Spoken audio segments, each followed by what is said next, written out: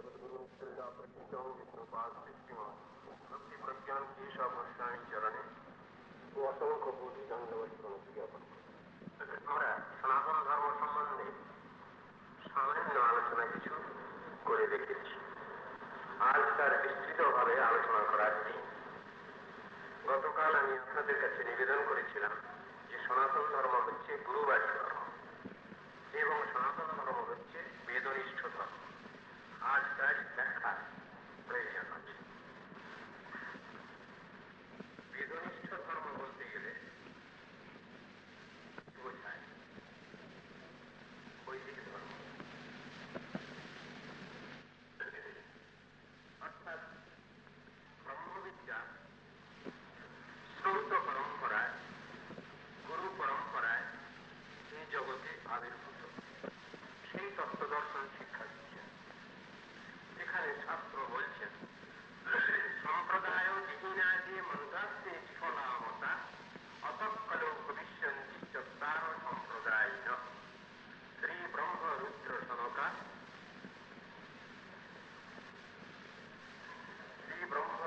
সনকা বৈষ্ণবা পাওনা চত্বারস্তে কলো ভার্যা ছুট করে পুরুষোত্তমান। এই যে শ্লোক, চার সম্প্রদায় এই কলিকালে আবির্ভূত। শ্রী ব্রহ্ম, রুদ্র এবং সনক সম্প্রদায়। যদি কখনো সনাতন ধর্ম যাজন করতে হয় তাহলে এই চার সম্প্রদায়ের কোন সম্প্রদায়কে অঙ্গীকার করতে হবে, মেনে নিতে হবে, তবে সনাতন ধর্ম আলোচনা সুষ্ঠু সর্বাঙ্গ সুন্দর হবে। এই চারটি সম্প্রদায়ের কথা বলেছেন বেদনিষ্ঠ সম্প্রদায়। কিভাবে সেটা শাস্ত্রে প্রমাণ করছেন। রামানুজং শ্রীশি চক্রে মধ্যাচার্যং চতুর্মুখ শ্রী বিষ্ণু স্বামীনং রুদ্র নিম্বাদিত্যং চতুর্শন। চার সম্প্রদায়ের কথা উল্লেখ করছেন। রামানুজ কে স্বীকার করলেন গুরুরূপে শ্রীজি, লক্ষ্মীজি। মধ্যাচার্যং চতুর্মুখ, চতুর্মুখ ব্রহ্মা, লোকপিতামহ ব্রহ্মা, তিনি মধ্যাচার্যকে তার সম্প্রদায় আচার্য, প্রবর্তক আচার্য বলে স্বীকার করলেন। শ্রী বিষ্ণু স্বামীনং রুদ্র, শিব ঠাকুর তার সম্প্রদায়ের আচার্য বলে বিষ্ণু স্বামীকে স্বীকার করলেন। নিম্বাদিত্যং চতুর্শন, সনক সনন্দন সনাতন সনত কুমার, এই চতুর্শন এরা নিম্বাদিত্যকে তার সম্প্রদায় প্রবর্তক আচার্য বলে মেনে নিলেন। এই চার সম্প্রদায় সমগ্র জগতে সনাতন ধর্ম প্রচার করেছেন। সনাতন বৈষ্ণব ধর্ম, ভাগবত ধর্ম, আত্মধর্ম প্রচার করেছেন। আমরা যদি শ্রী ভগবানের সাধন ভজন করতে চাই, উপাসনা করতে চাই, এই চার সম্প্রদায়ের যে কোনো এক সম্প্রদায়কে অঙ্গীকার করতে হবে, মূল বলে মেনে নিতে হবে। তা না হলে সাধন ভজন হবে না, ঈশ্বর প্রাপ্তি হবে না, এ কথা লেখা আছে। ব্রহ্মবিদ্যা আসছে কোথা থেকে? স্বয়ং ভগবান কৃষ্ণ থেকে আসছে। তার থেকেই তিনি উপদেশ করেছেন চতুর্মুখ ব্রহ্মা। ব্রহ্মা নারদ ঋষিকে উপদেশ করেছেন, নারদ ঋষি কৃষ্ণ দ্বৈপায়ন বেদব্যাসকে উপদেশ করেছেন। ঠিক এইভাবে সেই ব্রহ্মবিদ্যা জগতে প্রচারিত হয়েছে। ব্রহ্মা দেবানাং প্রথম সম্ভভুব বিশ্বস্য কর্তা ভুবনস্য গোপ্তা সব্রহ্মবিদ্যা সর্ববিদ্যা প্রতিষ্ঠম অথর্বায় জ্যেষ্ঠ পুত্রায় প্রাপ। অথর্বণকে তিনি প্রথম উপদেশ করলেন সেই ব্রহ্মবিদ্যা। পরপর এইভাবেই আসছে, সেই সনাতন ধর্মতত্ত্বে জগতে প্রচারিত হয়েছে।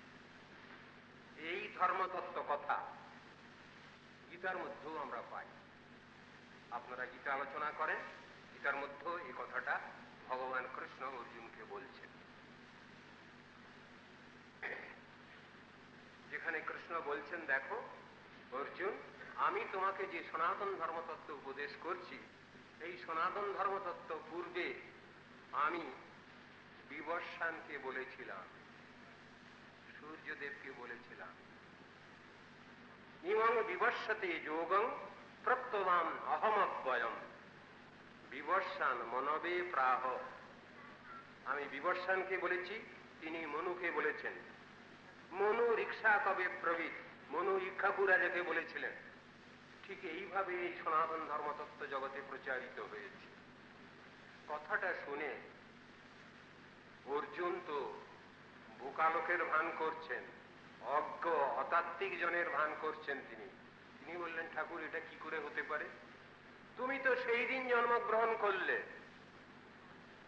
আর সূর্যদেব কতকাল ধরে আছেন তিনি, তো তুমি সূর্যদেবকে উপদেশ করেছো, এই কথা কি করে মানবো, বিশ্বাস করব কি করে?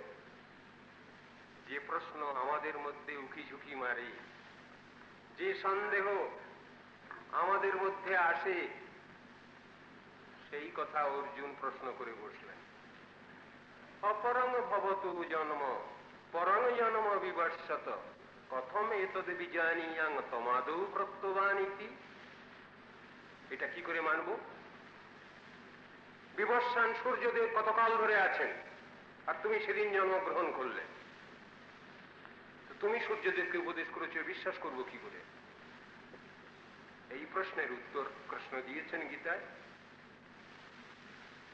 বহুনি মে ব্যতীতানি জনমানি তব চার্জুন তন্নহং বেদ সর্বাণি নত্তং বেত্থ পরন্তপ। হে অর্জুন, সনাতন সংরক্ষণের জন্য তুমি আমি এই জগতে বহুবার এসেছি। তুমি এসেছো নর নারায়ণ, নারায়ণ সেখানে কৃষ্ণ, আর নর হলেন অর্জুন, সখা অর্জুন। আমার লীলা পুষ্টির জন্য তুমি আমার সঙ্গে এসেছো, বহুবার এসেছো, বহুবার আমরা এসেছি গেছি। হে পরন্তপ, তুমি সব কথা মনে রাখতে পারোনি, আমার কিন্তু সব মনে আছে। এই যে কথাগুলো, এর ভিতরে আমাদের ব্রহ্ম ইতিহাস, শ্রৌত পন্থা, শ্রৌতবাণী কিভাবে জগতে এসেছে তার একটা ইতিহাস রয়েছে। সুতরাং এটা চট করে একটা আকাশ থেকে ঢিপ করে পড়েছে এমন জিনিস নয়। সনাতন ধর্মতত্ত্ব এইভাবে জগতে প্রচারিত হয়েছে, স্বয়ং ভগবান সেটা প্রচার করেছেন। শ্রীমদ্ ভাগবত কথা আলোচনা করতে গেলে সেইটাই আসে। আমি আগেই আপনাদের কাছে নিবেদন করেছি যে ভাগবত ধর্ম যা, সনাতন ধর্ম তাই, আত্মধর্ম তাই, নিত্য ধর্ম তাই, একই কথা। ভাগবতের যে ইতিহাস, এটা ওইভাবেই বিবৃত হয়েছে। কৃষ্ণদ্বৈপায়ন বেদব্যাস যে ভাগবত বর্ণনা করেছেন, তার পূর্ব ইতিহাস ওই একই। সেখানেও নারায়ণ কৃষ্ণ সেখানে উপদেশ করেছেন চতুর্মুখ ব্রহ্মাকে চতুশ্লোকী ভাগবত, সিনপসিস। ব্রহ্মা নারদ ঋষিকে উপদেশ করেছেন সেই চতুশ্লোকী ভাগবত। আর কৃষ্ণদ্বৈপায়ন বেদব্যাস যখন অত্যন্ত বিষণ্ণ বদনে তার সন্ন্যাপ্রাস বদরিকাশ্রমে বসেছিলেন, তখন গুরু নারদ ঋষি এসে তাকে সেই চতুশ্লোকী ভাগবত উপদেশ করেছিলেন। এইভাবে তত্ত্বদর্শন জগতে প্রচারিত হয়েছে। সুতরাং এর পিছনে খুব সুন্দর ব্যাকগ্রাউন্ড আছে। এটা একটা ছেলে খেলা কথা নয়, ভগবানের শ্রীমুখ থেকে এইসব কথাগুলো এসেছে। আমরা যদি চৈতন্য উপনিষদ দেখি, তার ভিতরেও ঠিক এই জাতীয় কথা আছে। সেখানে ব্রহ্মা তার পুত্র পিপ্পলাদকে এই সনাতন ধর্মতত্ত্ব ব্যাখ্যা করছেন। অথ পিপ্পলাদ সমিৎপানির ভগবন্তম। ভগবান কলু পাপাচ্ছন্ন প্রজা কথমুচ্চরণনীতি। পিপ্পলাদ জিজ্ঞাসা করছেন ব্রহ্মাকে, প্রভু, কলির পাপাচ্ছন্ন প্রজা কি করে মুক্তি লাভ করবে, আমায় দয়া করে বলুন। তখন ব্রহ্মা বলছেন, রহস্যং তে বদিষ্যামি। নবদ্বীপে জাহ্নবী তীরে নবদ্বীপে গোলকাক্ষ ধামনি গোবিন্দ দ্বিভুজ গৌর সর্বাত্মা মহাপুরুষ সত্যরূপ ভক্তিং লোকে কাশ্যতি তদেতে শ্লোকা ভবন্তি। ওই ইতিহাস টেনে নিয়ে আসছেন। কে কোথা থেকে কিভাবে আসছেন? স্বয়ংরূপ কৃষ্ণচন্দ্র তিনি গৌরাঙ্গ মূর্তিতে নবদ্বীপে আবির্ভূত হচ্ছেন। তিনি জগৎ উদ্ধার করবেন, নাম প্রেম প্রচার করবেন, আপামর জনগণকে প্রেম দান করবেন। কথা লেখা, ইতিহাসটা তো ওইভাবেই এসেছে। গুরুনিষ্ঠ ধর্ম ওটা পাই কোথা থেকে? সদ্গুরুর কাছ থেকে পাওয়া যায় ওটা। এই ইতিহাস, এই ব্রহ্মবিদ্যার ইতিহাস সদ্গুরুর শ্রীমুখ থেকে শ্রবণ করতে হবে। অন্য কোথাও এই ইতিহাস পাওয়া যায় না। তার ভিতরে শক্তি আছে, মন্ত্র, তার ভিতরে শক্তি প্রয়োজন। বাজারে বহু মন্ত্রের বই আছে, সাঁওতালি বশীকরণ তন্ত্র, কামাখ্যা তন্ত্র, বহু সাপের বিষ ঝাড়ানো মন্ত্র, ভূত প্রেত পিশাচ ডাকিনী শাকিনী ইত্যাদি ঝাড়াবার মন্ত্র, বহু বই বাজারে পাওয়া যায়। সেই বইটা নিয়ে এসে পড়লে, মন্ত্র মুখস্থ করলে, মন্ত্র পড়লে কোনো ফল হবে না। সেই মন্ত্র যার সাধনা আছে, সেই মন্ত্রতে যার সিদ্ধি হয়েছে, তার কাছ থেকে মন্ত্র নিলে পরে মন্ত্রতে ফল হবে। ঠিক সেইভাবে মন্ত্রের স্বরূপ রয়েছে, রূপ রয়েছে, আকার রয়েছে। বৈদিক মন্ত্রের প্রত্যেকটি মন্ত্র রূপবান, আকারবান। সেই মন্ত্র সাধনা করলে, জপ করলে, সেই মন্ত্র মূর্তিমতী হয়ে সাধক সাধিকাকে দর্শন দেন এবং তার কার্যোদ্ধার করেন। সুতরাং সবটাই বাস্তব, এগুলো মিথ্যা নয়। সাধন ভজনে যারা আমরা চালাকি চাতুরি করব, তাদের কাছে মন্ত্র সেখানে রূপ নিচ্ছেন না, বাস্তবতা প্রদর্শন করছেন না। সেই শিক্ষা রয়েছে। বেদনিষ্ঠ ধর্ম মানে বৈদিক সনাতন ধর্ম। আমাদের পূর্ব আচার্যগণ, মুনি ঋষিগণ সেই বৈদিক ধর্মই গ্রহণ করে তারা প্রচার করেছেন এই জগৎ।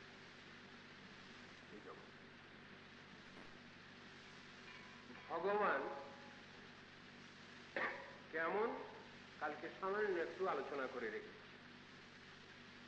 ভগবদ ভজন, ঈশ্বর উপাসনা আমাদের প্রয়োজন। সেই ভগবান কেমন? কাল আলোচনা করেছি যে তিনি নিরাকার, তিনি নির্বিশেষ, তিনি নির্গুণ, তিনি নিঃশক্তি। এই সব কথাগুলো আজ আমাদের ভিতরে খুব বেশি প্রিভেল করছে। আমরা লুফে নিচ্ছি এই নেগেটিভ আইডিয়াটাকে। কিন্তু এর অর্থ কি? এই যে নিরাকার, নির্বিশেষ, নির্গুণ, নিঃশক্তি কথাগুলো বলা হয়েছে, এর অর্থটা কি? বৈদিক মতবাদে চলে যেতে হবে। বেদ এ নিয়ে কি ব্যাখ্যা দিয়েছেন? শ্রুতি উপনিষদ এ নিয়ে কি ব্যাখ্যা দিয়েছেন? এই যে নেগেটিভিটি, আজ আমাদের এমনই নাস্তিক্য ভাব প্রবণতা, আমরা সব জিনিসটাকে অস্বীকার করতে শিখেছি এবং মনে করি যে এর ভিতরে বোধহয় আমাদের কিছু বাহাদুরি আছে। আমি যদি ভগবানকে না মানি, মেনে তো বসে আছি হাজারবার, তথাপি তর্কের খাতিরে ভগবান টগবান নাই, মানি না মশাই। আর যখনই বিপদে পড়ি তখনই জ্যোতিষীর কাছে ছুটে যাই। দেখুন তো মশাই, আমি ইলেকশনে দাঁড়াবো, আমি মন্ত্রী, আমার মন্ত্রিত্ব থাকবে কিনা। 10 জন জ্যোতিষীর কাছে আমি যাই। তাহলে ভিতরে ভিতরে মানি, বাইরে লোককে দেখাই আমি ওসব মানি জানি না মশাই। ব্যাপারটা কি? ভগবান যদি নিরাকার হবেন, তাহলে জগতে এই আকার কোথা থেকে এলো? পাশ্চাত্য দুনিয়া নাস্তিক্যবাদ শিক্ষা দিয়েছেন, out of nothing everything has been created. শূন্য থেকে জগৎ সৃষ্টি হয়েছে, একটা থিওরি এসেছে, নাস্তিকগণের থিওরি এটা। প্রমাণিত নয়। শূন্য থেকে জগৎ সৃষ্টি হয়নি। যিনি স্রষ্টা, তার সমস্ত শক্তি আছে, সৃজনী শক্তি আছে, ক্ষমতা আছে, তাই তিনি এই অনন্ত বিশ্ব সৃষ্টি করেছেন। তাই দেখতে পাচ্ছি এখানে বৃক্ষ, তৃণগুল্মলতা, পশু পাখি, মনুষ্য গোষ্ঠী, সেই মানুষের ভিতরে স্নেহ, মায়া, মমতা ইত্যাদি দেখতে পাচ্ছি। সেই ভগবানকে বলবো নিরাকার? তার কোনো আকার নেই? বলতে লজ্জা হওয়া উচিত। আমরা যদি বলি সন্তান হয়ে আমার পিতামাতা নিরাকার, পিতামাতা খুশি হবেন তো? পিতামাতা আমাদের উপর স্নেহাশীর্বাদ বর্ষণ করবেন তো? কখনোই না। ঠিক এইভাবে যুক্তি দিয়ে শাস্ত্রে বোঝানো হয়েছে, ভগবান যদি সাইফার হন, ভগবান যদি সাংখ্যের পুরুষ হন, নিষ্ক্রিয় পুরুষ হন, তাহলে জগৎ সৃষ্টির সম্ভাবনা ছিল না। তার ক্ষমতা আছে, সৃজনী শক্তি আছে, তাই সৃষ্টি করেছেন।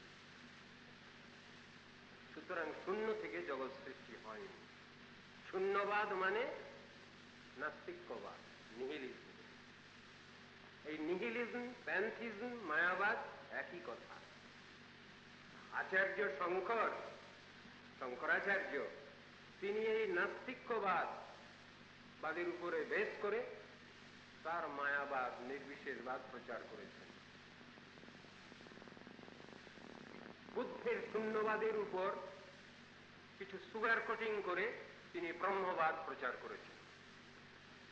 সেই শ্লোকই কালকে উচ্চারণ করেছিলাম, আজ আবার বলি, মায়াবাদম অসৎশাস্ত্রং প্রচ্ছন্নং বৌদ্ধমুচ্যতে ময়ৈব বিহিতং দেবী কলৌ ব্রাহ্মণমূর্তিনা। হে দেবী পার্বতী, আমি কলিকালে ব্রাহ্মণের গৃহে গিয়ে জন্মগ্রহণ করব, মায়াবাদ রূপ অসৎশাস্ত্র প্রচার করব। সেটা হলো প্রচ্ছন্ন বৌদ্ধবাদ। ভগবানের আদেশ, তাই আমাকে এটা করতে হচ্ছে। ভগবান আদেশ করেছেন, সাগময়ী কল্পিত ইস্তঞ্চ জনান মদ বিমুখান কুরু মঞ্চ গোপয় যেন সৎ সৃষ্টি রেষুত্তরোত্তরা। হে শঙ্কর, হে শিব, তুমি শ্রুতির অপব্যাখ্যা দাও, মায়াবাদ রূপ অসৎশাস্ত্র প্রচার করো তুমি। আমার ভক্তের পদ রোধ করছে অসুর নাস্তিকগণ, তাদেরকে ঠিক চলতে দাও, এদের ভুলিয়ে দাও। অসুর মোহন লীলা প্রকাশ করেছেন এখানে ভগবান আচার্য শঙ্করের দ্বারা। সুতরাং শঙ্করাচার্যের সমালোচনা হচ্ছে না। সেই জন্যই চৈতন্য চরিতামৃতের ভিতরে লাইন আমরা দেখতে পাই, আচার্যের দোষ নাই, ঈশ্বর আজ্ঞা হইল, অতএব কল্পনা করি নাস্তিক শাস্ত্র কইল। কিন্তু এই মতবাদ যারা নেবেন, তারা কোন দলে পড়ছেন? তারা নাস্তিক্যবাদের ধূর বহনকারী। সেই কথাই তো শাস্ত্রে বলা হলো। আস্তিক আর নাস্তিক কি জগতে সমান সম্মান পাবেন? কখনোই নয়। নাস্তিক যারা, তারা ভগবত বিরোধী এলিমেন্ট, আর আস্তিক যারা, তারা হচ্ছেন ভগবানকে মেনে নিয়েছেন, তার প্রতি শ্রদ্ধা ভক্তি অর্পণ করছেন। এই তো দুটো ভাগ রয়েছে। গীতার মধ্যে বাক্য পরিস্ফুট, ভাগবতের মধ্যেও সেই একই রকম শ্লোক আছে, দৌ ভূতৌ স্বর্গৌ লোকেস্মিন দৈব আসুর এব চ বিষ্ণু ভক্ত ভাবের দৈব আসুরস্তৎ বিপর্যয়। এই জগতে দুই শ্রেণীর মানুষ আছে, কৃষ্ণ অর্জুনকে বলছেন। এক হলো দৈবী ভাবাপন্ন, এক হলো আসুরিক চিন্তা বিশিষ্ট। যারা ভগবানের আনুগত্য স্বীকার করছেন তারা হলেন দৈবী ভাবাপন্ন, আর যারা ভগবানের আনুগত্য অস্বীকার করছেন তারা হলো নাস্তিক, আসুরিক ভাবাপন্ন। বলে দিচ্ছেন, গীতার 16 অধ্যায় আলোচনা করুন, দৈবাসুর সম্পদ বিভাগ যোগ। তার ভিতরে কৃষ্ণ নিজেই নাস্তিকগণের 4 তালিকা দিয়ে যাচ্ছেন। হে অর্জুন, শোনো কত প্রকার নাস্তিক আছে, শোনো। প্রথমেই বলছেন অসত্যম অপ্রতিষ্ঠন্তি জগদাহুরনিশ্বরম অপরস্পর সম্ভূতম কিমন্নত কাম হইতুকম। অনেকগুলো এ ঢুকিয়ে দিলেন এর মধ্যে। অসত্যম অপ্রতিষ্ঠন্তি, ব্রহ্ম সত্য জগন মিথ্যা থিওরি নিয়ে এলেন, যা নিয়ে আজ দুনিয়া ডামাডোল। ব্রহ্ম যদি সত্য হন তাহলে জগৎও সত্য। জগৎ অনিত্য, কিন্তু ব্রহ্ম যদি সত্য তাহলে জগৎও সত্য। আর ব্রহ্ম যদি মিথ্যা তাহলে জগৎও মিথ্যা। জগদাহুরনিশ্বরম। আর এক প্রকার নাস্তিক আছে জানো অর্জুন, তারা ভগবান টগবান কেউ মানে না। এই জগৎ বিশ্বের যে একজন মূল মালিক আছেন, কন্ট্রোলার আছেন, নিয়ামক আছেন, তারা মানে না। ভগবান টগবান ঈশ্বর টিশ্বর মানি না মশাই। জগদাহুরনিশ্বরম, এই এক নাস্তিক। অপরস্পর সম্ভূতম, আর এক নাস্তিক, তিনি বলছেন কে ভগবান টগবান সৃষ্টি করেছে এসব জগৎ। অপরস্পর সম্ভূতম, অ্যাটমস মলিকিউলস থিওরি বলছেন, কণাদের বৈশেষিক দর্শন, নাস্তিক্য দর্শন। অনু পরমাণু সংঘাতে এই বিশ্ব সৃষ্টি হয়েছে বলছেন একজন। আর একজন বলছেন প্রকৃতিবাদী, তিনি বলছেন এই প্রকৃতি থেকে এই জগৎ সৃষ্টি হয়েছে। কাম হইতুকম। আর একজন বলছেন ভগবান টগবান মানতে পারি, একজন আছেন আমাদের উপরওয়ালা, কিন্তু তিনি আমাদের কল্যাণের জন্য জগৎ সৃষ্টি করেননি। তিনি তার কামনা বাসনা চরিতার্থ করবার জন্যই সৃষ্টি করেছেন জগৎ। এইসব নাস্তিকের তালিকা দিয়ে গেছেন ভগবান কৃষ্ণ।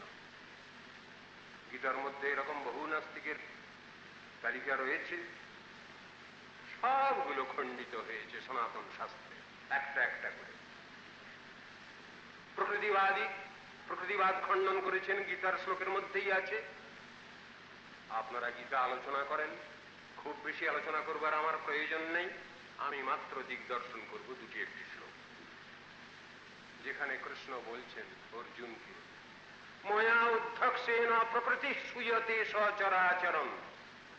অর্জুন, আমার অধ্যক্ষতায় প্রকৃতি সৃষ্টি করতে পারে,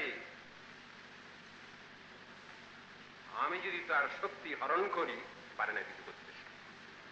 শক্তি আমাকে বাদ দিয়ে নয়, সে যখনই আমাকে বাদ দিয়ে কিছু করতে চায় তখনই সে ফেল করে সবটা। আমার অধ্যক্ষ চরাচরণ। অর্জুন, আমার অধ্যক্ষতায় প্রকৃতি সৃষ্টি করতে পারে, আমি যদি তার শক্তি হরণ করি পারে না কিছু করতে।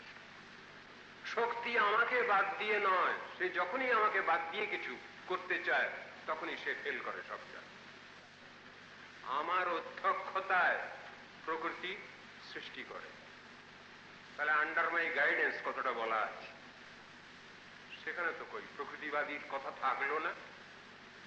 প্রকৃতি জগৎ সৃষ্টি করছে, সেখানে পুরুষের কোনো পরম পুরুষের কোনো হাত নেই, এ কথা তো বলা চলল না। ঠিক এই জাতীয় কথা আরো পরিষ্কার ভাবে বুঝানো হয়েছে গীতার মধ্যে, যেখানে বলছেন মম যোনির মহৎ ব্রহ্ম তস্মিন গর্ভং দদাম্যহম সম্ভব সর্বভূতানাং ততো ভবতি ভারত সর্বভূতেষু কৌন্তেয় মূর্তয়া সম্ভবন্তি যা তাসাং ব্রহ্ম মহজ্জনী অহং বীজ প্রদপিতা। এর মানে কেউ অন্যরকম করতে পারবেন?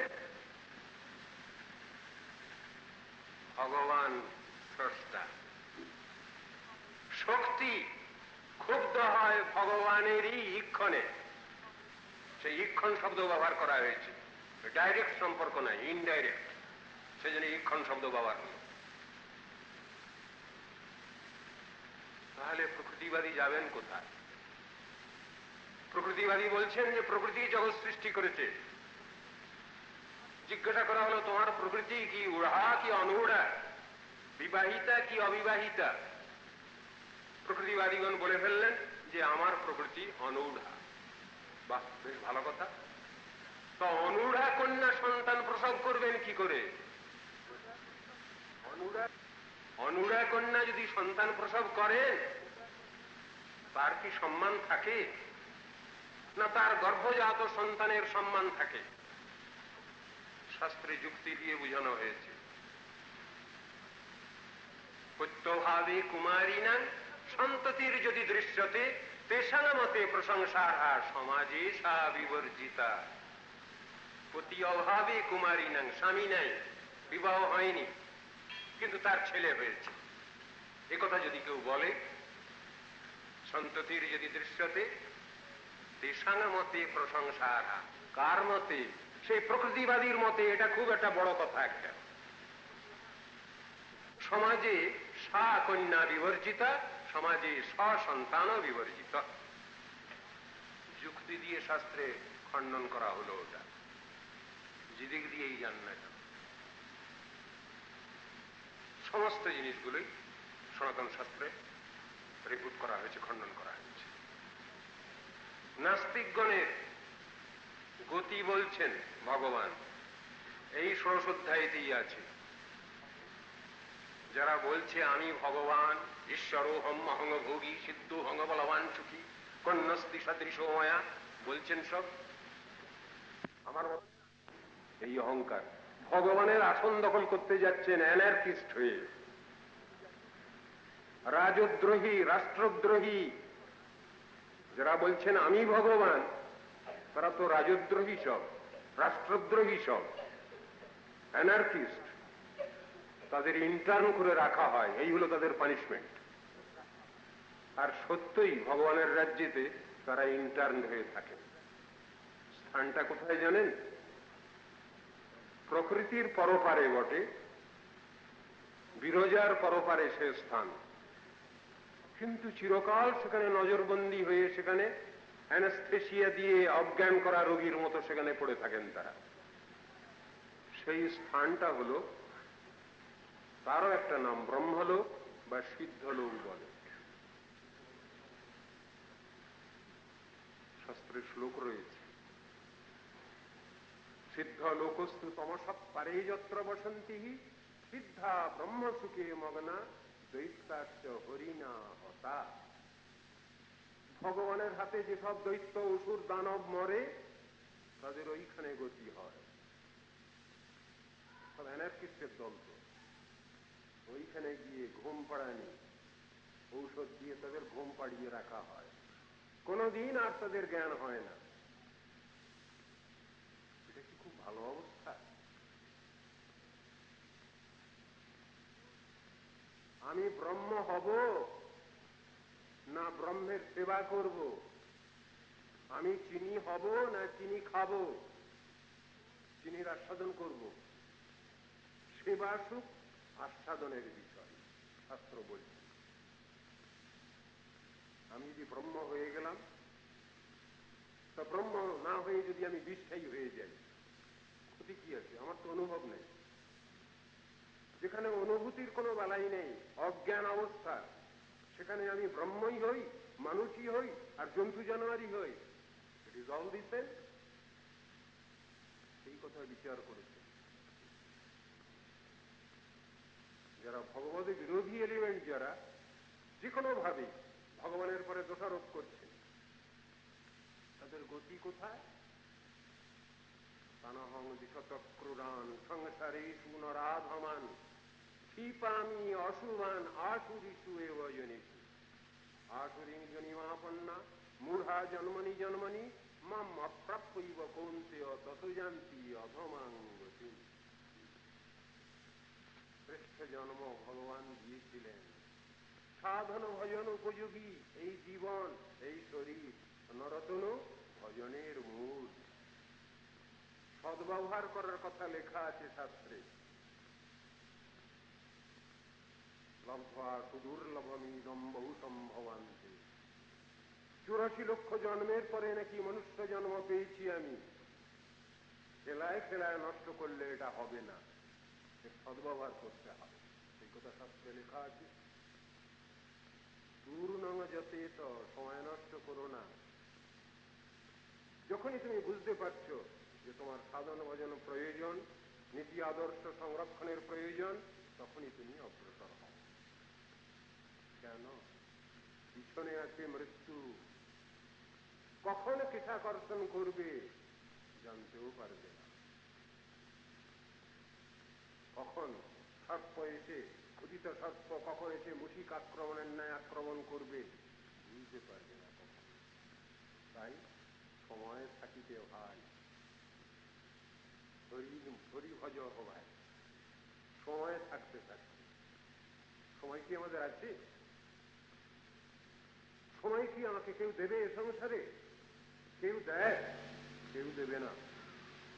আমাকেই সময় করে নিতে হবে।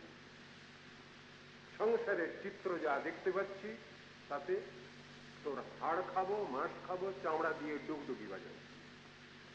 এই সংসারে তো বাস করি আমরা। স্বার্থপর দুনিয়া, আমাকে কেউ সময় দেয় না, দেবে না। রুটিনটা আমাকেই তৈরি করতে হয় এবং সেই রুটিন লাইফ আমাকে ফলো করতে হবে। এই তো শাস্ত্রের নির্দেশ। সময় তো নাই। বৃদ্ধ বৃদ্ধা বর্তমানে বলছেন সন্তানদের, ওরে এখন সংসারে ভোগ সুখ কর, বুড়া বুড়ি হলে তখন একটু ভগবানের নাম, কেষ্ট বিষ্ণুর নাম করি। ইললজিক্যাল কথা, অতাত্ত্বিক জনচিত উক্তি। এটা তো কোথাও লেখা হয়নি শাস্ত্রে। শাস্ত্রে কি লেখা হয়েছে এর উল্টো কথা দেখতে পাই। কুমার আচরে প্রজ্ঞ ধর্মান ভাগবতানিহ।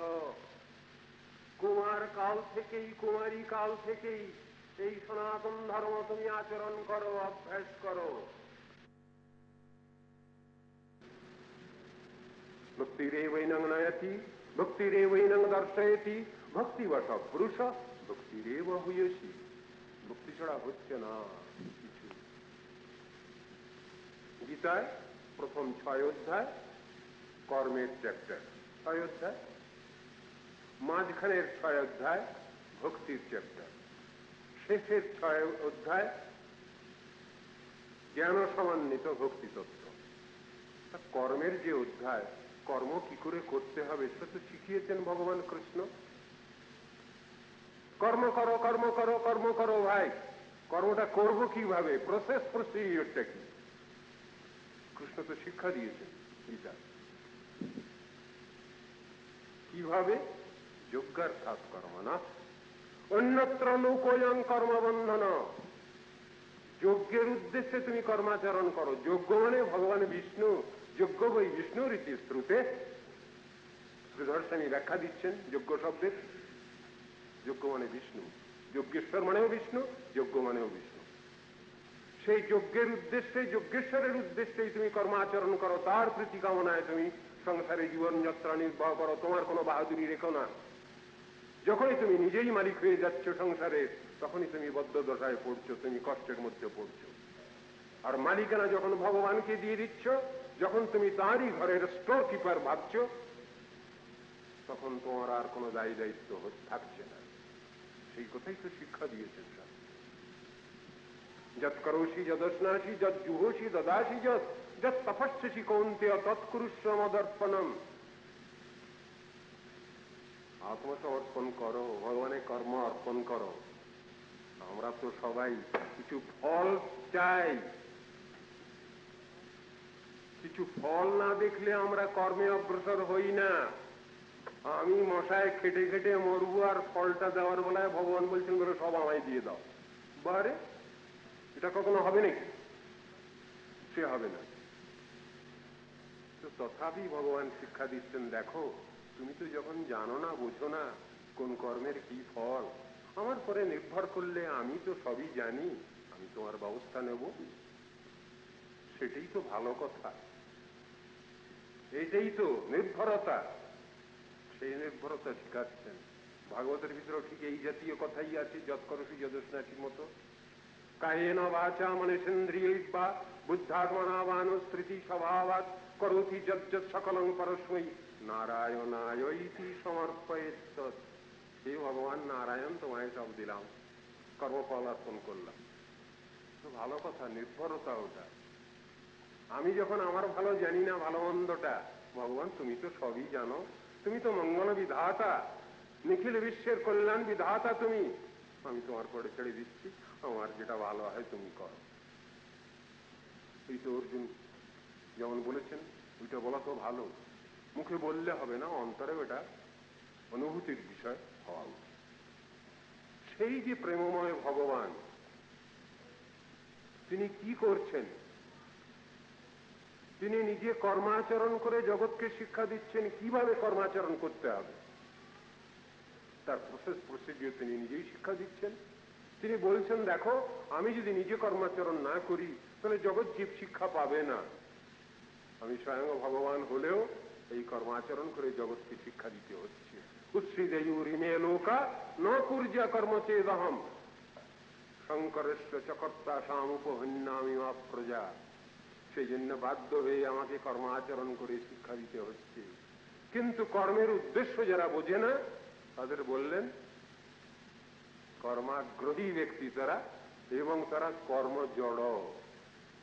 কর্মের উদ্দেশ্যটা যারা বুঝছে নাকি, কর্ম কি করে করতে হবে, কর্ম করতে হবে বলছে, কিন্তু কিভাবে করলে আমার বন্ধন দশা আসবে না, এবং কিভাবে কর্মাচরণ করলে আমার মুক্তি দশা আসবে, এটা যাদের জানা নেই তারা কর্মাচরণ করে কি করবেন? ভালো করতে গিয়ে খারাপটাই করে ফেলছেন। আমাদের সংসারে, গৃহে, ঘরে, গৃহস্থের ঘরেতে দুটো পোকামাকড় পাওয়া যায়।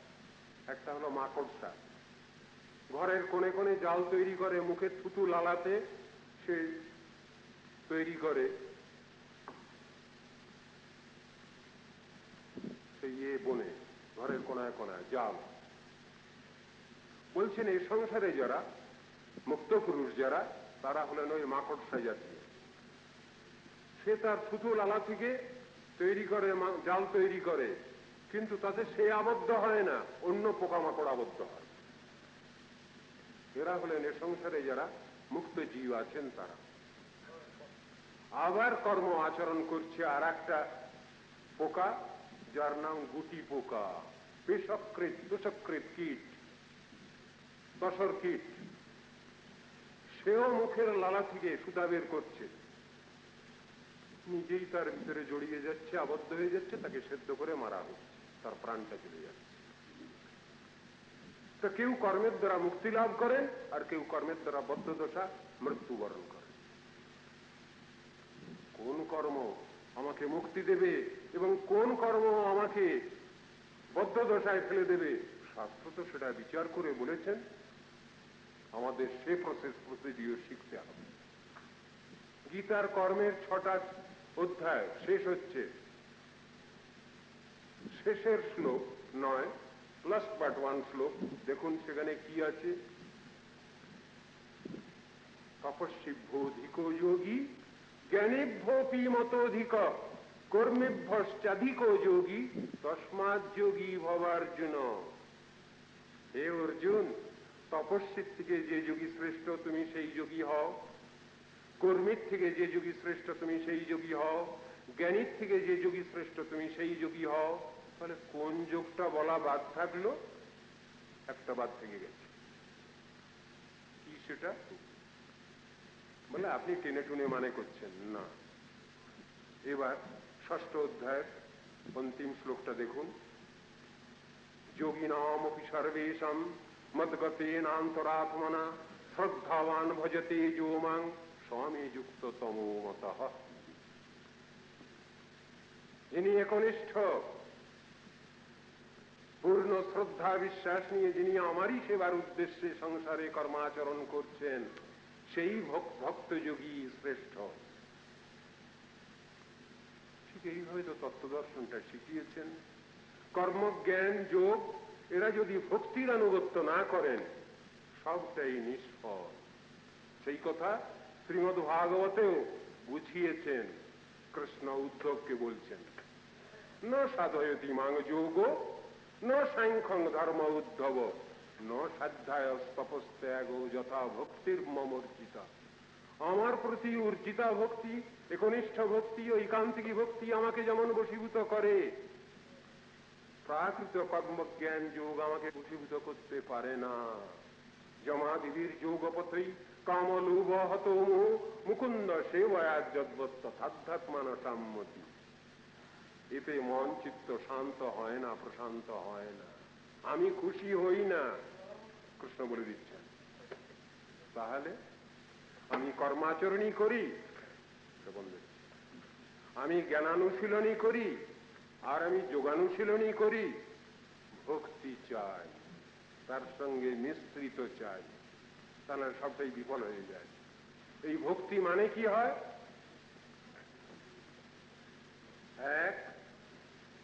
একের পর শূন্য 10, 10-এর পর শূন্য 100, 100-র পর শূন্য 1000। তাহলে বাদিকে যতক্ষণ 1 রাখছি আর ডান দিকে যতগুলো শূন্য বসিয়ে যাই, প্রত্যেকটা শূন্যের মূল্যায়ন হচ্ছে 10-10 গুণ বেশি। বাদিকের 1 ওমিট করুন, পুছে দেন, আর ডান দিকে পড়ে থাকলো 10টা শূন্য, কোনো মূল্য হবে কি? কোনো মূল্য নেই তার। যতক্ষণ বাদিকে 1 আছে ততক্ষণ প্রত্যেকটি শূন্যের মূল্যায়ন হচ্ছে 10-10 গুণ। 1-এর পিঠে 10, 10-এর পিঠে শূন্য 100, 10-10 গুণ করে বাড়ছে। এই বাদিকের 1-কে শাস্ত্র বলছেন একমেবাদ্বিতীয়ম, এক অদ্বিতীয় পরব্রহ্ম ভগবান, তিনি হলেন এই বাদিকের 1। তাকে কেন্দ্র করেই অনন্ত বিশ্ব, অনন্ত জগৎ চলছে। তাকে যদি আমি বাদ দিয়ে বসি তাহলে সব সাইফার পেয়ে গেলাম, আমি কোনো কিছু পেলাম না। শ্রদ্ধা ছাড়া, ভক্তি ছাড়া যা কিছু কর্মাচরণ সবটাই নিষ্ফল হয়ে যাবে। বাবু বাড়ি থেকে বেরিয়েছেন বাজারে, নূতন বাঁধাকপি উঠেছে, বাঁধাকপি কিনে এনেছেন, এনে বললেন এটাকে রান্না করো। গৃহিণী নূতনই দেখেছেন সেই কপিটা, জানেন না ওটা বাঁধাকপি কিছু, ভালো করে এর ঘন্ট রান্না করো, আমি আসি, টিফিন আওয়ার্সে এসে খাবো। খেতে বসে এসে বললেন কই কফি কই? বলে কফি তো কই দেখলাম না। কেন? এই যে মাথা, মানুষের মাথার মুন্ডুর মতো একটা এনে দিয়েছিলাম, ও ওইটা নাকি কফি। আমি তো শুধু পাতা ছাড়াচ্ছি, দেখি শুধু পাতা আর পাতা, পাতা আর পাতা, শেষ করে সব আস্তে করে ফেলে দিয়েছি ওগুলা। পাতা আবার কি খায়? আবার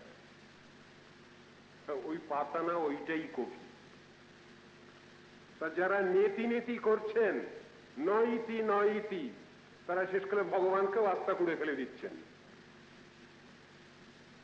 বাদ দিতে শেষ করে ভগবানও তুমিও যাও, আস্থা করে যাও, নির্বাসিত। শিক্ষা দিচ্ছেন। তো শ্রদ্ধা, ভক্তি, বিশ্বাস বাদ দিয়ে আমাদের যে কর্মাচরণ, জ্ঞানানুশীলন, যোগানুশীলন সবগুলো ওই রকম সাইফার হয়ে যায়। তা করলে হবে না। নিষ্কর্মপি অচ্যুত ভাব বর্জিতম শুভতে জ্ঞান অলঙ্গ নিরঞ্জনম। নিষ্কর্ম ভাব, সেটাও যদি অচ্যুত ভাব বর্জিত হয়, ভগবত ভাব বর্জিত হয়, ভক্তি ভাব বর্জিত হয়, তাহলে নিষ্ফল হলো। জ্ঞানানুশীলনটা, সেটাও যদি ভক্তি ভাব বর্জিত হয় তাহলে নিষ্ফল হলো। এই কথাই তো শাস্ত্রে জানিয়েছেন। তাহলে সেই যে প্রেমময় ভগবান, তিনি নিরাকার হতে যাবেন কেন? তিনি নিঃশক্তি হতে যাবেন কেন? তিনি তো শক্তিমান পুরুষ, তার আকার তো আছে, তাকে অস্বীকার করা যাবে কি? তিনি ভগবান তার আকারের মতো করে একটা আকার মানুষকে দিয়েছেন। কথাটা তো হচ্ছে এই। তবে কেন আমরা উল্টো অঙ্ক করছি? আমরা করছি কি, ভগবানই তো মানুষ, কেন বলবো? ভগবান তো তার আকারের মতো করে একটা আকার মানুষকে দিয়েছেন। এতে আমরা ভগবান ইজ ইকুয়াল টু মানুষ এ কথা বলতে যাচ্ছি কেন? আবার উল্টো করেও অনেকে বলছেন, অনেকে উল্টো করে বলছেন যে জীব হলো ভগবান। কি করে?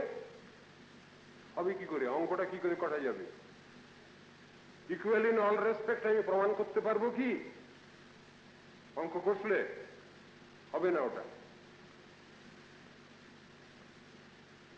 ভগবানকে ভালোবাসতে গেলে এইসব তত্ত্ব দর্শনগুলো আমাদের দিকে শিখতে হবে। সনাতন ধর্মের কতগুলো প্রিন্সিপাল আছে, কতগুলো, সেগুলো আমাদের মেনে নিতে হবে।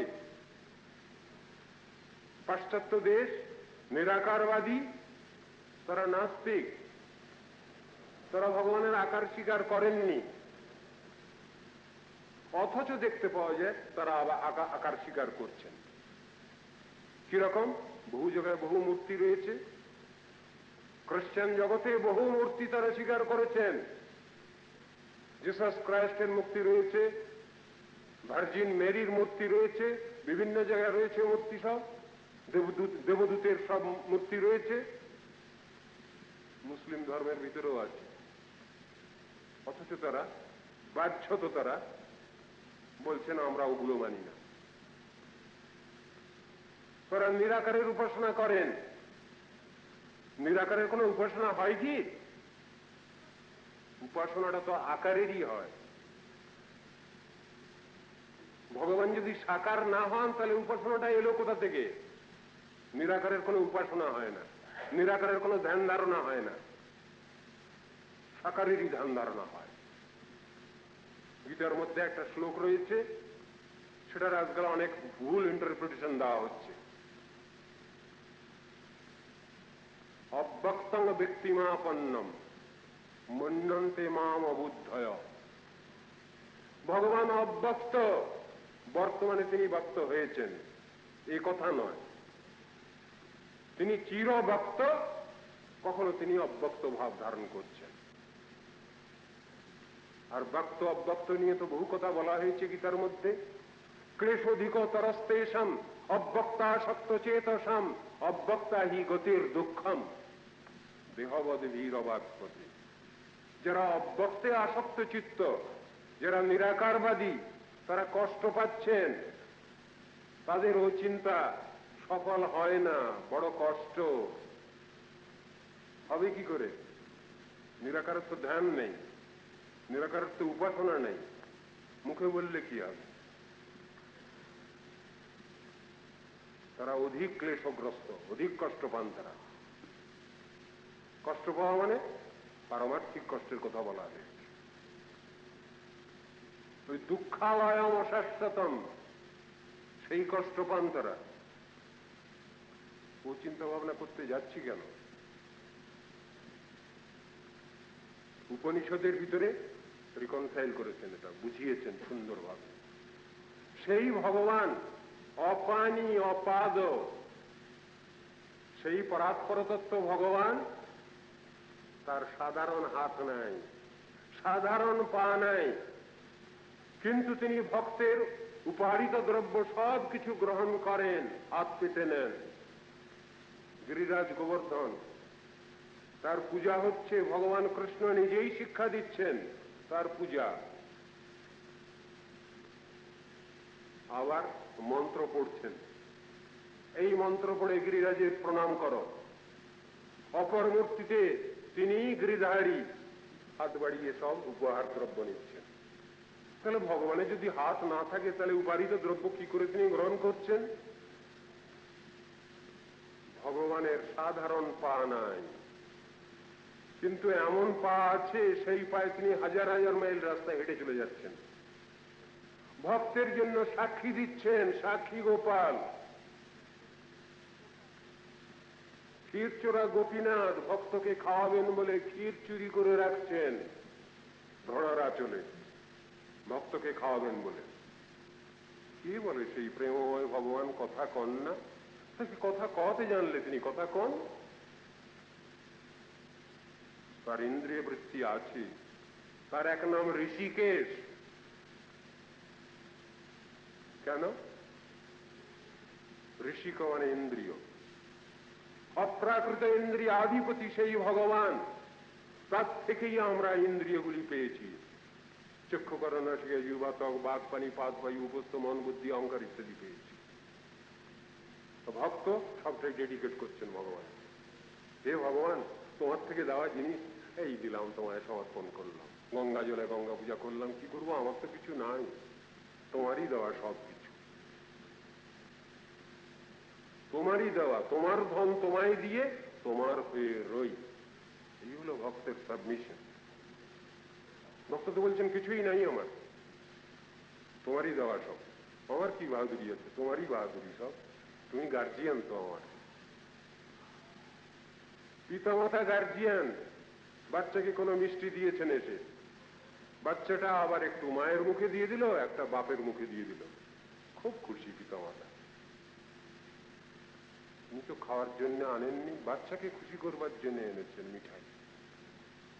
কিন্তু ওই যে বাপের মুখে একটু গুজে দিচ্ছে, মায়ের মুখে একটু গুজে দিচ্ছে, ওইটা দেখলেই খুশি পিতামাতা।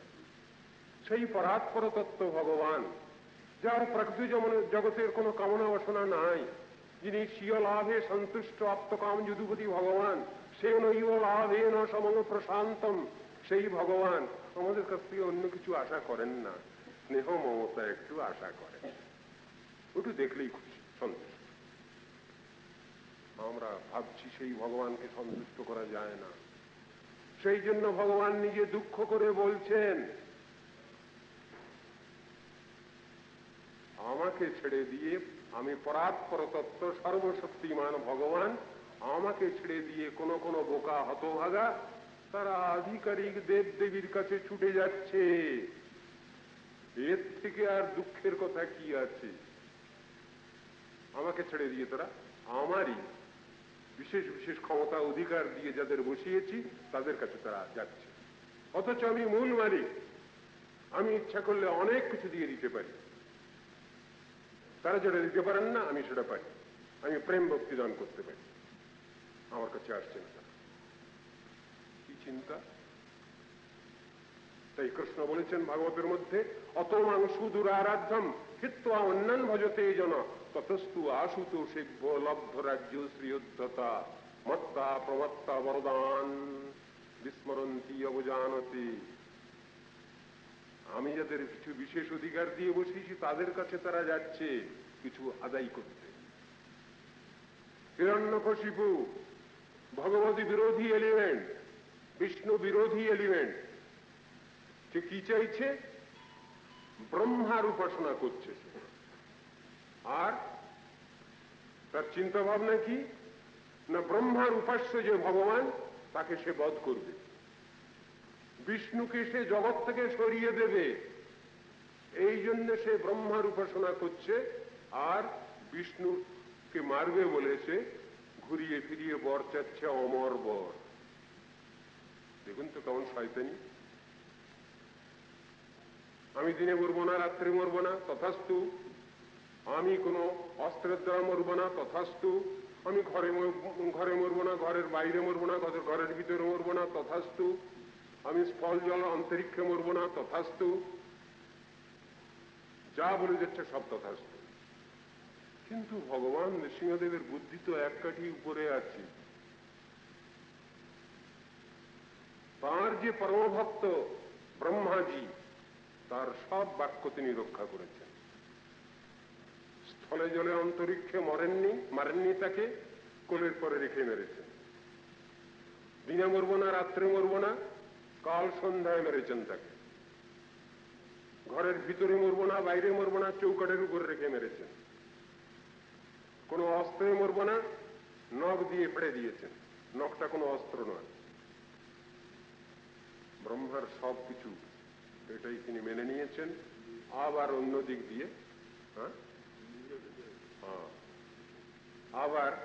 দিক দিয়ে তিনি তার করণীয় যা কর্তব্য তিনি করেছেন। ভক্তবৎসল তিনি, ভক্তের পর অত্যাচার তিনি সহ্য করতে পারেন না। তাই তোর ভগবান, তোর বিষ্ণু, তুই বিষ্ণু বিষ্ণু করছিস, তোর বিষ্ণু এই স্তম্ভের মধ্যে আছে, বল প্রথম স্তম্ভে না দৃশ্যতে। হ্যাঁ বাবা, এই স্তম্ভের ভিতরেও তো আমি দেখতে পাচ্ছি তাকে। বলিস কি? স্তম্ভে মুষ্ঠাঘাত, সঙ্গে সঙ্গে ভীষণ গর্জন করে একবার যেন ভূমিকম্প আরম্ভ হয়ে গেছে। স্তম্ভ ভেদ করে বেরিয়ে এলেন ভগবান নৃসিংহদেব। কি প্রমাণ করতে এলেন? আমার ভক্তের বাক্য মিথ্যা নয়, ভক্ত সত্যবাক, তার দর্শন সত্য দর্শন, সেইটাই প্রমাণ করলেন ভগবান নৃসিংহমূর্তিতে আবির্ভূত হয়ে ভক্ত প্রহ্লাদকে রক্ষা করলেন। কিন্তু ভক্ত বৎসল, তাকে তো সন্তুষ্ট করতে পারছিলেন না। দেবতাগণ সব ভয়ে সন্ত্রস্ত, সবাই মিলে বললেন, মা লক্ষ্মী আপনি যান, আপনার প্রভুকে শান্ত করুন। বলে, ওরে বাবা আমি যেতে পারবো। লক্ষ্মী দেবী এগোতে সাহস পাচ্ছেন না। তখন সবাই মিলে পরামর্শ করে ঠিক করলেন, যার জন্য ভগবানের এই অবতার তাকেই পাঠানো হোক না। বাবা আচ্ছা প্রহ্লাদ, তুমি তোমার প্রভুকে শান্ত করো। কিছু নেই, সরল স্বাভাবিক সাষ্টাঙ্গে গিয়ে প্রণাম করলেন প্রহ্লাদ নৃসিংহদেবের সামনে। অমনি তাকে দুহাতে তুলে তাকে কোলে নিলেন, তার মস্তকাঘ্রাণ করছেন। সেই যে তার লেলিহান জিহ্বা, সেই জিহ্বা দিয়ে তার মাথাটি চাটছেন আর মস্তকাঘ্রাণ করছেন স্নেহেতে। বলছেন, আমার জন্যই তোমার কষ্ট হয়েছে না? তোমার বাবা এত কষ্ট দিয়েছে আমারই জন্য, তুমি আমাকে ভালোবেসেছো, এই জন্য তো তোমার ধৈর্য। তুমি শান্ত হও, এরপরে তোমাকে আর কোনো কষ্ট পেতে হবে না। আমি তোমায় আশীর্বাদ করছি প্রহ্লাদ, তোমার বংশে আমার হাতে মৃত্যু হয়েছে শুধু এই হিরণ্যকশিপুর। আমি আশীর্বাদ করছি অতঃপর তোমার বংশে আর কারো মৃত্যু হবে না আমার হাতে। আশীর্বাদ করে দিলেন, আমারই জন্য তুমি কষ্ট পেয়েছো। আমাকে ভালোবাসতে গেলে সত্যিই মানুষের অনেক ত্যাগ স্বীকার করতে হয়, অনেক কষ্ট করতে হয়। আমি তোমার এতে সন্তুষ্ট হয়েছি। প্রহ্লাদ, বর গ্রহণ করো, তুমি কি চাও বলো। প্রহ্লাদ সে ভীষণ চালাক ছেলে, ভক্ত তো ভীষণ বুদ্ধি তার। বলছে কি, ঠাকুর আমি তো বণিক নই, প্রভুর সেবার বিনিময়ে যে সেবক কিছু প্রার্থনা করে আমি তাকে সেবক বলে মানি না। আর তুমি যে আমার প্রভু, তুমিও যে সেবকের কাছ থেকে কিছু চাও আমি সেরকম মনে করি না। আমি তোমার কাছে তোমার সেবার বিনিময়ে কিছু চাই না প্রভু। সে কি প্রহ্লাদ, আমার যে বরদ নাম, আমি যে কাকু দর্শন দিলে আমি তাকে বর দিয়ে থাকি, আশীর্বাদ করে থাকি, তুমি সে আশীর্বাদ নাও, বর নাও। তুমি যদি কিছু না চাও তাহলে আমার বরদ নাম কেটে দিতে হবে, শাস্ত্র থেকে বরদ নাম বাদ দিয়ে দিতে হবে। তখন প্রহ্লাদ কেঁদে ফেলেছেন, কি আমার জন্য তোমার বরদ নাম খুঁজবে? না না, তা হবে না, তা হবে না। তাহলে চাও বর। যদি দাস্যসী মে কামান বরংস্তং বরদর্শব কামানাং ঋদ্ধব সংরূহং ভবন্তস্তু বৃণে বরম। ঘুরিয়ে ফিরিয়ে না, হে ঠাকুর আমাকে এই বর দাও, এই আশীর্বাদ করো, যাতে পার্থিব জগতের কোন বিষয়বস্তুর প্রতি আমার আসক্তি না থাকে, চাইবার প্রবৃত্তি না থাকে, তুমি এমন বর দাও। ঘুরিয়ে ফিরিয়ে না। ভগবান এখন তথাস্তু বলে কোন রকম করে তার ওই বরদ নামটা রক্ষা করলেন। ভক্ত তো সুচতুর, জগতের কাছে তিনি কিছু চান না। তো সেই প্রেমময় ভগবানকে বশীভূত করতে গেলে সনাতন ধর্মের যে প্রিন্সিপল গুলো আছে এগুলো তো আমাদের জেনে রাখতে হবে। হরিমিহ পরমম, ভগবান শ্রীহরি পরতত্ত্ব, সর্বোপরি মালিক। হরিমিহ পরমম সর্বশক্তি, তিনি সর্বশক্তিমান ভগবান। রসাবধীন, অখিল রসামৃত মূর্তি সেই ভগবান। সাধন ভজন ক্ষেত্রে সাধক সাধিকা তাদের শস্য অধিকার অনুসারে শান্ত দাস্য সখ্য বাৎসল্য মধুর, এই যে পঞ্চমুখ্য রস, এর যে কোনো একটা রস আশ্রয় করে তারা সাধন ভজন করে ভগবানকে লাভ করতে পারেন, তার সাক্ষাৎ সেবা। সে সুযোগ ভগবান রেখেছেন শাস্ত্রে।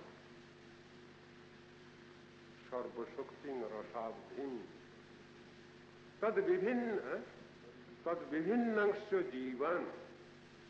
জৈব জগৎকে ব্যাখ্যা করছেন তারা কে না, ভগবানের বিভিন্নাংশ। অনুচৈতন্য জীবাত্মা, বৃহৎ চৈতন্য ভগবান, অনুচৈতন্য জীবাত্মা, সাধক বা সাধিকা। কি করবেন তারা? ভক্তির দ্বারা সেই ভগবান, প্রেমময় ভগবানকে লাভ করবেন। সেই জীব দুই প্রকার, এক মুক্ত, এক বদ্ধ। মুক্ত কারা? যখন রুচি পরীক্ষা হয়েছিল সেই সময় যারা পাশ করে গেছেন তারা সব ভগবত ধামে গিয়ে ভগবানের সাক্ষাৎ সেবায় নিযুক্ত। আর যারা রুচি পরীক্ষায় ফেল করেছি, বোকা হতভাগা আমরা, এই কারাগারে এসে হাজির হয়েছি, এইখানে এসেই ঠেলাঠেলি গুতগুতি লাগিয়ে দিয়েছি, আমাদের দাবি মানতে হবে, আমাদের দাবি মানতে হবে। কে কার দাবি শোনে, কে কার দাবি মানে? আমি যদি কোনোদিন কারো দাবি শুনেছি, মেনেছি, তাহলে আমার দাবি কেউ শুনতে পারেন, কিন্তু আমি কার কাছে এ দাবি জানাচ্ছি? যারা কখনোই কারো কোনো দুঃখ কষ্ট বোঝে না, অনুভব করে না, তাদের কাছেই তো জানাচ্ছি আমার দাবি। চিরসুখী জন ভ্রমে কি কখনো ব্যথিত বেদন বুঝিতে পারে? কি যাতনা বিষে বুঝিবে সে কিসে, কভু আসি বিষে দংশে নিজারে। যতদিন হবে না হবে না হবে তোমার অবস্থা আমার সম, ঈষৎ হাসিবে শুনে না শুনিবে, বুঝে না বুঝিবে যাতনা। আমার দুঃখ কাকে নিবেদন করছি? কে শুনবেন সেটা? কে আমাকে সান্ত্বনা দেবেন? কে বলবেন মা বই তোমার চিন্তা নেই, আমি তোমার দায়িত্ব নিচ্ছি? কে নেবেন? কই সে ব্যক্তি? কই? এক মুক্ত জীব আর এক বদ্ধ জীব। বদ্ধত্ব লাভ করেছি, কিন্তু এই বদ্ধদশা কি ঘুচবে কখনো? এই বদ্ধদশা কি কখনো ঘুচে? হ্যাঁ, ঘুচতে পারে, আছে, তার ক্ষেত্র আছে। আমি যদি সেটা মেনে চলি তাহলে ঘুরছে সে বদ্ধদশা। সাধন ভজনের প্রয়োজন, কিছু জমার ঘর দরকার। সেই জমার ঘরটা হলো ফিক্সড ডিপোজিট, যেটা কখনো নষ্ট হয় না।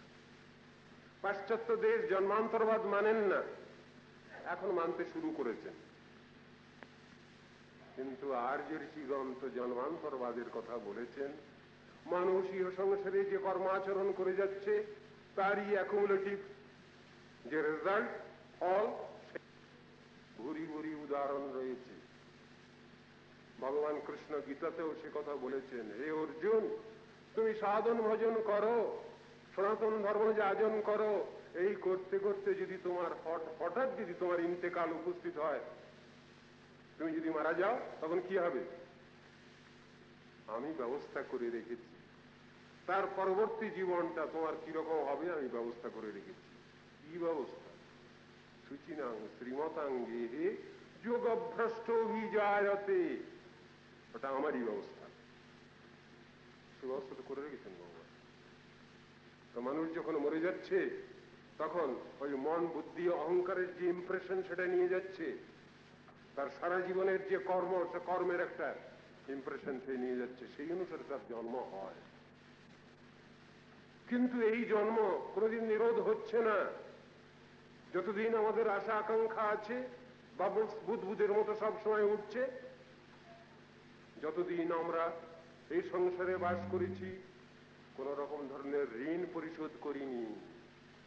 এই সংসারে বাস করতে গেলে 6টা ঋণ হয় আমাদের, 6 ঋণের ঋণী। সেই ঋণ পরিশোধ না হলে আমাদের বারবার করে জন্মগ্রহণ করতে হয় এই সংসারে। কি 6টা ঋণ? দেবর্ষি ভূতাপ্ত নৃণাং পিতৃণাং, এই 6টা ঋণ।